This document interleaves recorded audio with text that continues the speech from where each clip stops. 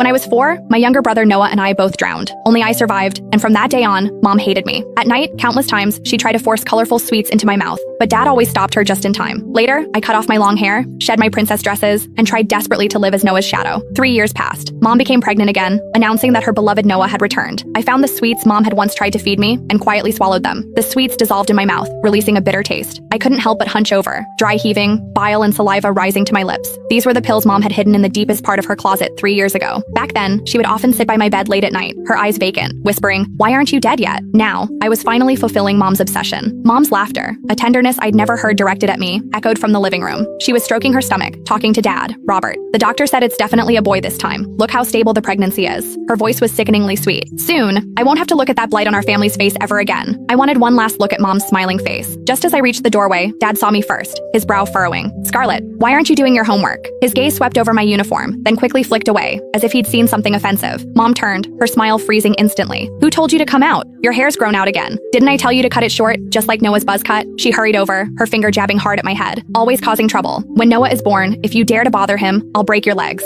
I flinched back, the red mark on my forehead stinging. The sweets in my stomach seemed to be dissolving, a throbbing pain rising in my abdomen, forcing me to bend over. Dad started to come to my aid, but Mom blocked him. "Don't touch her. She's probably just faking it for sympathy." I bit my lip, saying nothing, slowly retreating to my room. I lay on the bed, my body starting to twitch. The door pushed open. It was Dad, holding a glass of warm water. He placed the glass on my nightstand, hesitating for a long moment before saying, "Scarlett, your mom is pregnant. Her emotions are a bit volatile, so don't take it to heart." I shook my head, but only a weak whimper escaped. Dad's figure began to blur in my vision. Dad sighed, then simply pulled the blanket over me. "Get some good sleep. You'll be fine tomorrow." He closed the door as he left, and silence enveloped the room. Gradually, my vision blurred completely. "Mom, Noah is coming back. You won't have to suffer looking at me, your replacement anymore. This way, it's truly good." Mom pushed the door open just as I was looking down at my own hands. They were transparent, allowing the sunlight to pass through them, revealing a photo of Noah. She didn't glance at me on the bed. Instead, she walked straight to the desk, picked up Noah's photo, and meticulously wiped it clean, murmuring, "Noah, Mom's going to buy you a new bassinet today. Do you like blue or yellow?" She turned to leave, accidentally kicking the bed frame. Only then did she impatiently glance at me on the bed, frowning. "Still sleeping? The sun's practically noon. Get up and make breakfast. Do you want to starve Noah and me?" I floated in front of her, trying to speak, but she couldn't hear me. She shuffled out in her slippers, still humming a lullaby. From the living room, I heard Dad, Robert, scrambling eggs, and Mom's Claire's instructions. "Add 2 more spoonfuls of sugar." Noah always loved sweets. I floated to the kitchen doorway, watching Dad put pancakes on a plate. They were heart-shaped. I used to love pancakes like that too, but ever since Noah died, Dad had only made round ones. He said Noah didn't like anything fancy. Mom took the plate, carefully placing it in the center of the dining table, as if worshipping a precious artifact. "Go wake her up for breakfast," Mom told Dad, her tone full of impatience. "Don't let her make us late for buying Noah's bassinet." Dad put down his glass of milk and walked towards my room. I followed behind him, watching him stand by the bed, reaching out his hand, then letting it fall onto the blanket instead. "Scarlett, time to get up." His voice